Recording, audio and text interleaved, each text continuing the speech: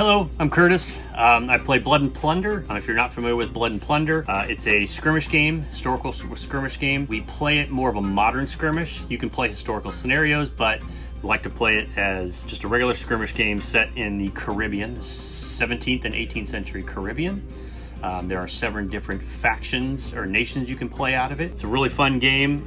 It's a card-based system along with a D10 system. Those two systems come together for some fun gameplay. Play here on Thursday nights and select larger events on Saturdays. So let's get into it. So here we're on about turn 2. And we're going to start to get into gameplay of this. So we're going to play through a quick little round. So I've got my native deck and I've got my French Caribbean deck.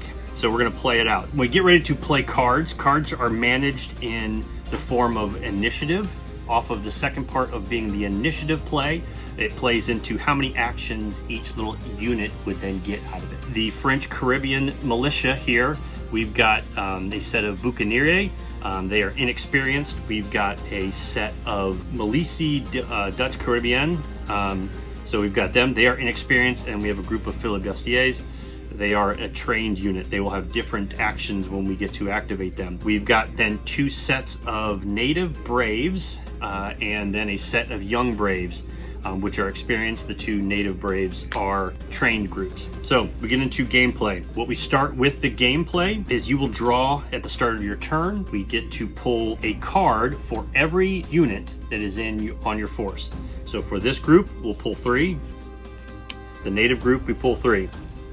At this point, the players would look at their hands. At that point, what we're really doing is we're calling it bidding for initiative.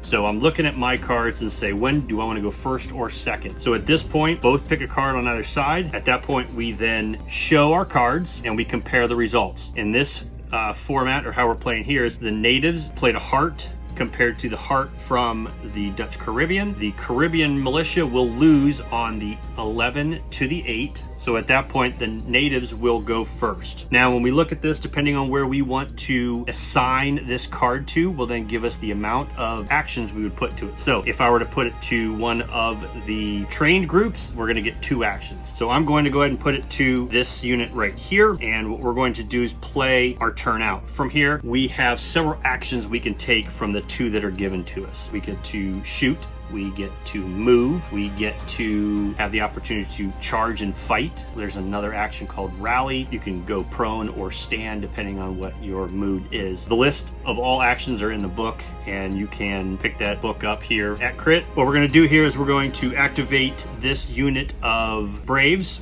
and they're going to do something what is called a charge action. The game works in 4-inch range bands, so we would need to start, and then we are going to go ahead and make our charge move from Braves into the Caribs. Now, we're gonna make that charge move. There is a reaction that you can take from this, so the Caribbean unit will take the action to what's called defensive fire. So before the charge could actually happen from the natives, we're gonna go ahead and make we'll call it a scared shoot move. So we would take our shot. We are at basically point blank range, so we are inside those 4 inches. So we're gonna roll. What we have to compare that against is the save or skill numbers that are on our cards. And for this Caribbean unit, this Caribs, they have a save shoot of 7, so we need to do 7s or better.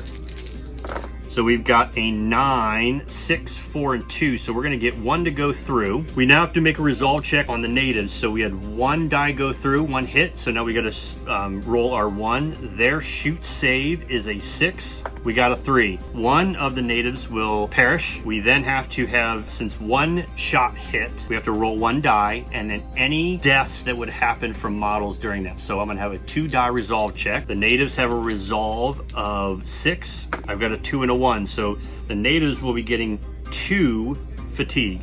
Now, fatigue's a mechanic in the game. The more fatigue you get, the less you can do, which you're trying to manage or mitigate the amount of fatigue that you would get in, whether it be an activation or the game total. You're trying to keep that into a manageable state. We lost 1, they're taking 2 fatigue, but since we didn't lose enough models to kind of make these guys go away, the natives are gonna come in and do their worst. What we're gonna be able to do is, now that we've lost 1 on the fight, we're only gonna have 3 die because we have 3 men in the unit.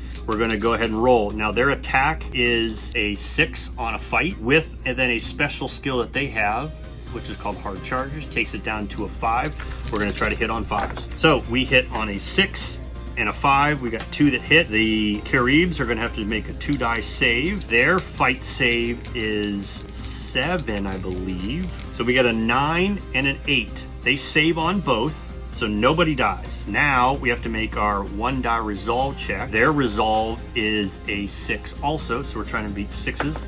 So 6 or better. 4, they do not, so they will take a 2nd point of fatigue. The first point of fatigue they got was from doing the defensive fire. That has been activated. That unit is now done. We would then go to the other side to finish out this card and then finish out that hand. We go to the French Caribbean. So the militia, we've got a lot of options. You can activate anybody since no one's activated at this point, but we might as well go ahead and let's fight. So they're going to get 1 because they are inexperienced. 4 die because there's 4 men in the unit. Their fight is a 7, so we will be trying to hit 7s or better. So we've got 2 8s, a 9, and a 3. 3 will not hit. The 3 from the hit will go into the Braves. They have to make a save.